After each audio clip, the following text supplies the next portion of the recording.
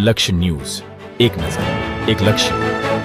51 શક્તિપીઠ પરિક્રમા મહોત્સવ 2025 મુખ્યમંત્રી શ્રી ભૂપેન્દ્રભાઈ પટેલની વિશેષ ઉપસ્થિતિમાં પ્રારંભ. મુખ્યમંત્રી શ્રી પાલખી તથા ઘંટી યાત્રાને કરાવ્યું પ્રસ્થાન. શ્રી 51 શક્તિપીઠના દર્શન પૂજન એક જ સ્થળે માં અંબાના ધામમાં લોકો કરી શકે તેવું વડાપ્રધાન શ્રીનું વિઝન થયું સાકાર. મુખ્યમંત્રી શ્રી ભૂપેન્દ્રભાઈ પટેલ.